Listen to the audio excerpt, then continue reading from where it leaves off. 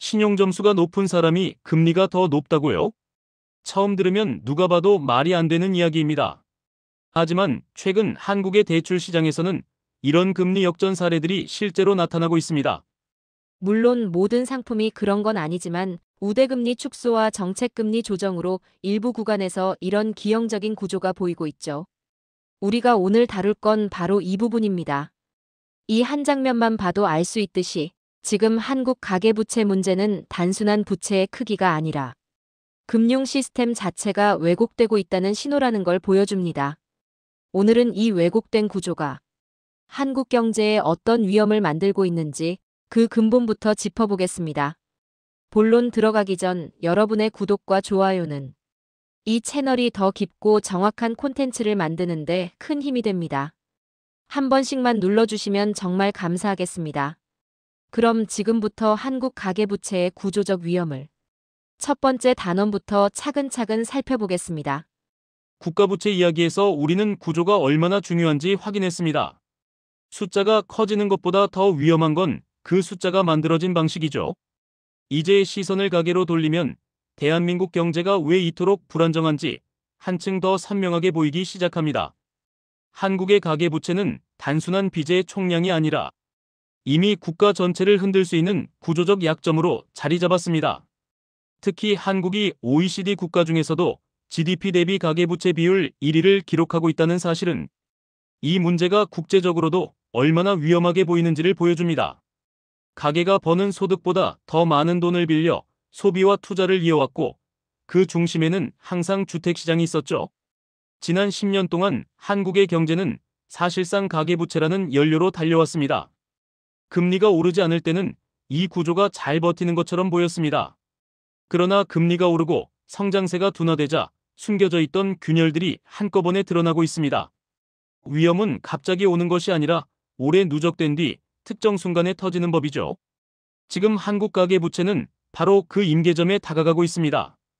국가부채가 경제의 바깥을 흔든다면 가계부채는 경제의 안쪽부터 흔들기 때문에 더 치명적이라고 말할 수 있습니다. 한국의 가계부채가 위험한 이유는 단순히 많아서가 아닙니다. 문제는 그 부채가 만들어진 구조, 그리고 그 구조가 한국 경제의 특성과 결합하면서 왜곡된 방식으로 커졌다는 데 있습니다. 한국 가계의 자산 구성은 지나치게 주택에 집중돼 있습니다. 대부분의 가정이 자산의 70% 이상을 부동산에 묶어두고 있고 그 부동산을 사기 위해 대출을 최대한 끌어다 쓰는 구조가 고착되었죠.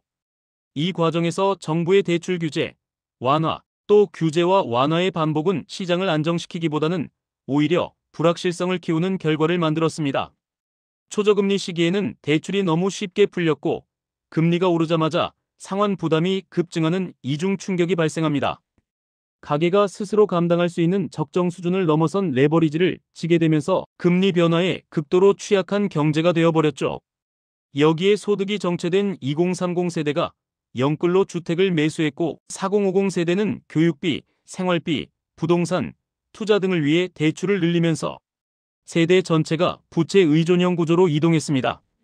결국 한국 가계부채가 세계에서 유난히 위험하게 보이는 이유는 많아서가 아니라 잘못된 구조 위에 쌓여있기 때문입니다.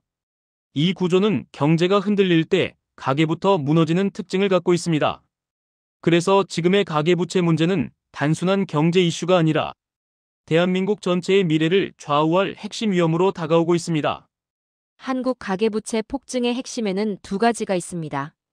바로 집값의 급등, 그리고 정책의 반복된 실수입니다. 이 두 가지가 맞물리면서 한국의 가계는 선택의 여지 없이 빚에 의존하는 구조로 몰렸습니다. 먼저 집값부터 보죠. 지난 10년 동안 한국의 주택 가격은 세계 주요국 중에서도 가장 가파르게 상승했습니다. 소득은 크게 늘지 않았는데 집값만 치솟았으니 젊은 세대는 대출 없이는 도저히 내 집 마련을 꿈꿀 수 없었죠. 영끌과 패닉바잉이 유행어처럼 자리 잡은 이유도 이 때문입니다. 문제는 대출 자체보다 그 대출을 만들어낸 환경입니다. 이 과정에서 정책은 시장을 안정시키기는커녕 더 불안을 키웠습니다. 규제를 강화했다가 풀고 다시 조이고 또 풀고를 반복하면서 시장 참여자들은 오히려 더 불확실해졌습니다. 초저금리 정책이 오랫동안 유지됐고 부동산 대출 규제는 정권에 따라 크게 흔들렸습니다. 정부는 저신용자 지원과 금융 포용이라는 명목으로 특정 계층의 금리를 낮추거나 우대했지만 고신용자 우대폭이 줄어드는 부작용이 생기면서 금리 체계가 왜곡되기 시작합니다. 바로 고신용자 금리 역전 같은 현상이 나타난 이유죠. 이러한 정책 혼선과 시장 왜곡이 누적되면서 가계는 안정적 절차가 아닌 정책 타이밍에 맞춰 빚을 늘리는 구조로 흘러갔습니다. 결국 대출은 선택이 아니라 생존이 되었고 한국의 가계부채는 자연 증가가 아니라 유도된 증가가 되어버렸습니다. 이 구조가 지금 우리가 직면한 가장 큰 문제입니다. 가계부채의 진짜 위험은 부채의 양 그 자체가 아닙니다. 한국은 부채가 많아도 금리가 낮을 때는 비교적 버틸 수 있었습니다. 하지만 금리가 오르는 순간 상황은 완전히 달라집니다. 한국의 가계는 대부분 변동금리를 적용받고 있기 때문에 금리 인상은 즉각적으로 부담으로 돌아옵니다. 월 상환액이 수십만 원에서 많게는 수백만 원까지 뛰어오르고 생활비에서 줄일 수 있는 부분이 거의 없는 가정들은 빠르게 압박을 느끼기 시작하죠. 문제는 여기서 끝이 아닙니다. 소득 증가율은 멈춰 있는데 물가는 오르고 부동산 가격은 정체되고 있습니다. 즉, 가계는 돈을 더 벌지 못하는데 부담만 늘어난 구조입니다. 상환 능력이 떨어지는 가장 위험한 조합이라는 의미죠. 2030 세대는 영끌로 집을 샀기 때문에 금리 움직임에 가장 민감한 세대이고 4050 세대는 자녀 교육비와 생활비, 주택 추가 구입 등으로 이미 대출 부담이 최대치에 도달해 있습니다. 50대 이상은 은퇴가 가까운데 대출이 남아있는 영내버리지 세대로 전환되고 있죠. 이처럼 세대 전반이 동시에 부담을 느끼는 상황은 과거 한국 경제에서 한 번도 경험하지 못한 구조적 위기입니다. 금리는 단순히 숫자가 아니라 가계의 숨통을 조이는 압력이 되고 그 압력은 결국 소비 위축으로 이어져 경제 전체를 둔화시키는 악순환을 만듭니다. 지금 한국의 가계부채 문제는 그래서 위험합니다. 빚이 많아서가 아니라 그 빚을 갚을 힘이 점점 사라지고 있기 때문입니다. 한국의 가계부채가 단순한 숫자 문제가 아니라 구조적인 위험이라고 말하는 이유는 금리 체계에서 가장 명확하게 드러납니다. 최근 금융시장에서는 고신용자가 오히려 더 높은 금리를 부담하는 역전 사례들이 실제로 나타나고 있습니다. 물론 모든 상품이 그런 것은 아니지만 고신용자의 우대폭이 줄어들고 저신용층의 정책 금리가 낮아지면서 일부 영역에서 금리가 사실상 뒤집힌 형태로 나타난 것이죠. 이런 현상이 위험한 이유는 금융시장의 기본 원칙이 무너지고 있다는 신호이기 때문입니다. 원래 금융은 리스크가 큰 사람에게 더 높은 비용이 부과되고 리스크가 낮은 사람은 낮은 금리를 적용받아야 시장이 건강하게 유지됩니다. 그런데 이 원칙이 흔들리기 시작했다는 것은 가계부채 전체의 위험 분포가 비정상적으로 바뀌고 있다는 의미입니다. 특히 금리 체계가 왜곡되면 고신용자들도 장기적으로 부채 부담이 증가하고 가계의 상환 능력은 전체적으로 약해집니다. 게다가 정책적 목적에 따라 단기적으로 금리를 조정하는 과정에서 시장 자체가 신호를 잘못 읽게 되고 금융기관은 안정적인 대출 운영 대신 규제와 정책에 맞춘 대출 구조를 만들게 됩니다. 이런 환경에서는 위험이 누적되고도 표면에 드러나지 않다가 어느 순간 큰 충격으로 터지는 경향이 있습니다. 결국 고신용자 금리 역전 현상은 단순한 예외적 사건이 아니라 한국의 가계 금융 시스템이 이미 균열을 보이고 있다는 가장 상징적인 장면이라고 할 수 있습니다. 이 구조는 결국 가계의 부담을 더 키우고 경제 전반의 안정성을 흔드는 요인이 되고 있습니다. 한국 가계부채의 위험은 세대별로도 뚜렷하게 드러납니다.